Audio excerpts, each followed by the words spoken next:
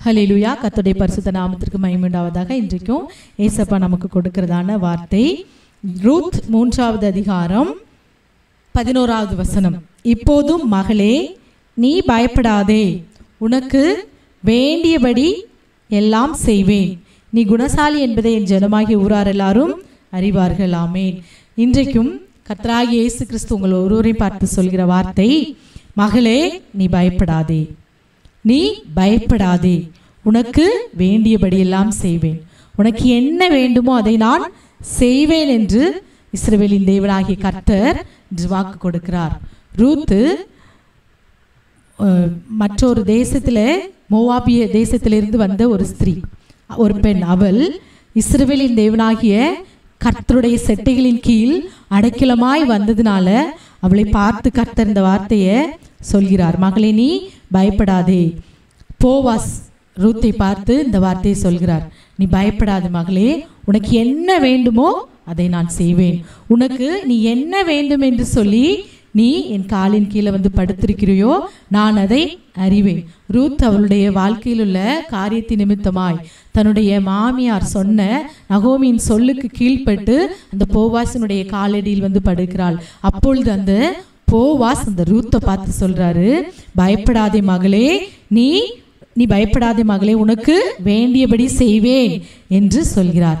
அதே வார்த்தை அருமையான தேவனுடைய பிள்ளைகளே, கர்த்தராகிய இயேசு கிறிஸ்து அவருடைய சட்டைகளின் கீழ் அவருடைய காலடியிலே தஞ்சமாய் இருக்கிற நம் ஒவ்வொருவரையும் பார்த்து இஸ்ரவேலின் தேவனாகிய கர்த்தர் இந்த வார்த்தையை சொல்கிறார், பயப்படாதே, உனக்கு என்ன வேண்டுமோ அதை நான் செய்வேன்.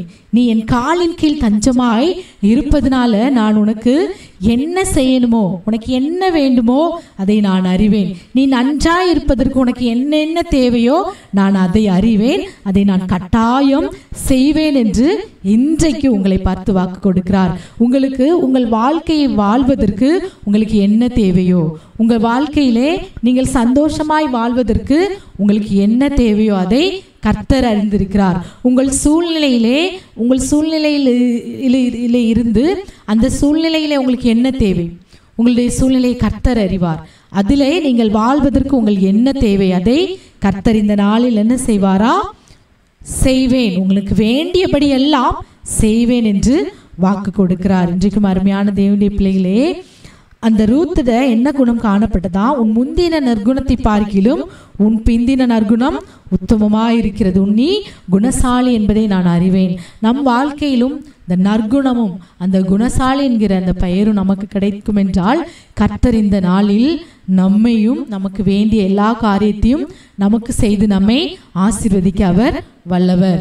ரூத்திற்கு அவளுக்கு வேண்டிய காரியத்தை செய்து அவளை பெரிய ஜாதியாய் உயர்த்தின கர்த்தர் இன்றைக்கும் அருமையான தேவனுடைய பிள்ளைகளே, அவருடைய சட்டைகளின் கீழ் அடைக்கலமாய் அவரை தஞ்சமாய் அவரை பிடித்து கொண்டு வாழ்கிற உங்களுக்கு என்ன வேண்டுமோ அதை கர்த்தர் இந்த நாளில் செய்வேன் என்று வாக்கு கொடுக்கிறார். உனக்கு வேண்டியபடி நான் செய்வேன், உனக்கு நான் இந்த நாளில் வேண்டியபடி உனக்கு என்ன வேண்டுமோ அதை நான் செய்வேன் என்று வாக்கு கொடுக்கிறார். ஆகவே இப்பொழுது நாம் தலைகளை தாழ்த்தி கண்களை மூடி கர்த்தரை நோக்கி இந்த நல்ல வார்த்தையை கொடுத்ததற்காக அவரை நோக்கி நாம் துதிப்போமா, ஸ்தோத்தரிப்போமா. இயேசுவே நாங்கள் நன்றியோடு துதிக்கிறோம், ஸ்தோத்தரிக்கிறோம். தகப்பனே, பயப்படாதே என் மகளே, பயப்படாதே என் மகனே, பயப்படாதே, நான் உனக்கு வாழ்க்கையிலே வாழ்வதற்கு என்ன வேண்டுமோ அதை நான் செய்வேன் என்று சொல்லி நீர் எங்கள் ஒவ்வொருவரையும் தேற்றும்படியான வார்த்தையை நீர் எங்களுக்காக இந்த வேதத்தில் எழுதி வைத்திருப்பதற்காக உமக்கு ஸ்தோத்திரம் அப்பா.